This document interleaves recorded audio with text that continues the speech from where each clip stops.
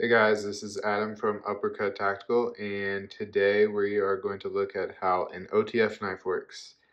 Specifically, we're going to look at a double action OTF. That's one where you can both eject and retract the blade with the switch. And the specific OTF knife we're going to look at is the Templar Gen 2 Mini. And this design is the Betsy Ross flag design. So let's go ahead and pop it open. I've already taken the screws out so we can move right along here. So I'm just going to take the handle apart for this knife. And we can see inside. So first thing that's going to happen is the switch pops off. So it's kind of held in by the two pieces of the blade, and it's going to grab this mechanism right here to slide it back and forth with your thumb. And we'll also pull this out.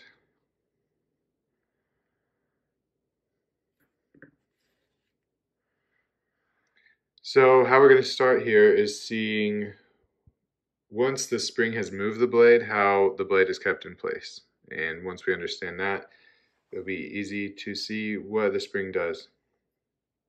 So there are two gates along this handle that stop the blade from moving, either stop it from ejecting when it's fully retracted, or stop it from retracting back into the handle once it's ejected.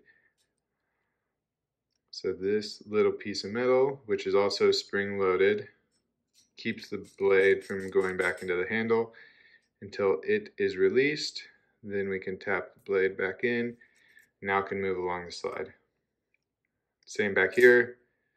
Once the blade's all the way back in the handle,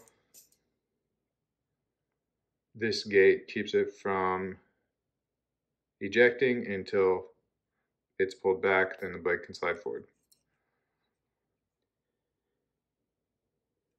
Now what actually enables that to happen? Well, on the back side here you can see this notch in the blade, so that's why that exists. So this gate can kind of dig into here and keep the blade from moving. And then the upper one is just from the flat edge on the back side of the blade.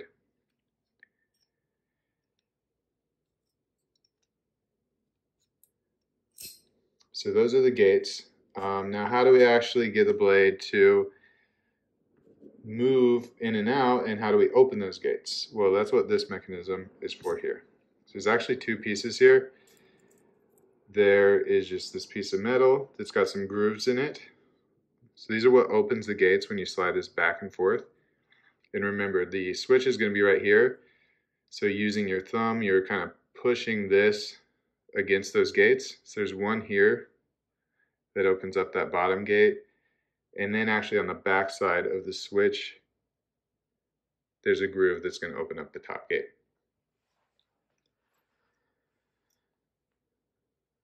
So once we've got the spring overlaid onto this mechanism,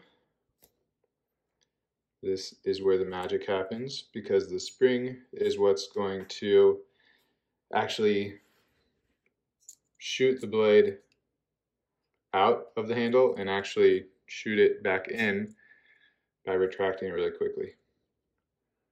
So these two clip points on this mechanism hold onto the blade on this back end when it's fully retracted, and then they hold onto this knob right here to keep it from just falling out of the handle once the blade is ejected.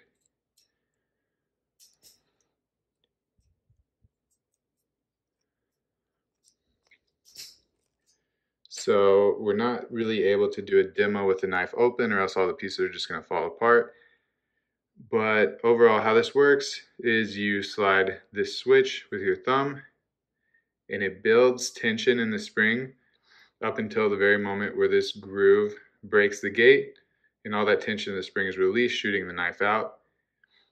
And it doesn't come out of the handle because of this notch on the end of the spring that holds it back in with that knob. At that point, this top gate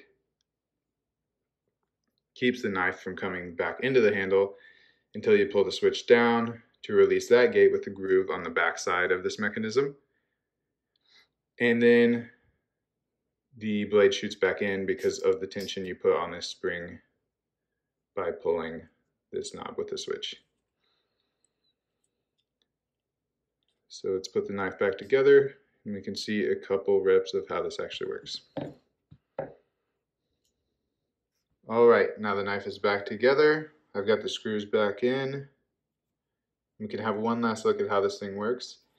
So as we put tension on the spring by moving both the switch and that whole mechanism forward, we can see that gate is going to break and the spring is allowed to shoot the knife out of the front of the handle. And we can feel it's held in place by the clip on the end of the spring, and it's kept from going back into the handle by that gate supporting the flat end of the blade.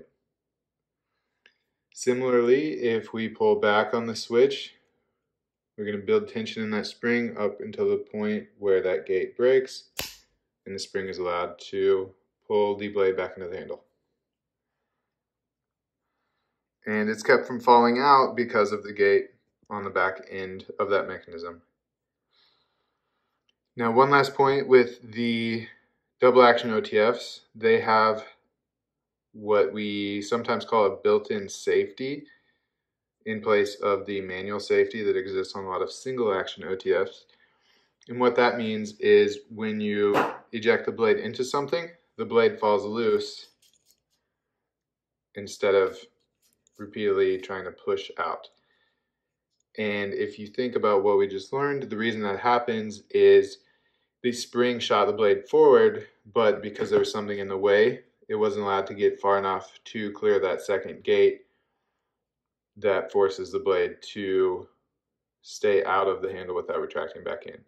So if we reset the blade by pulling it out, that gate is going to clip onto the lower part of the blade and it's not able to go back in until we manually retract it. So there you have it. That's how a double action OTF knife works. You can find knives like this on uppercuttactical.com and let me know in the comments if you've got any questions.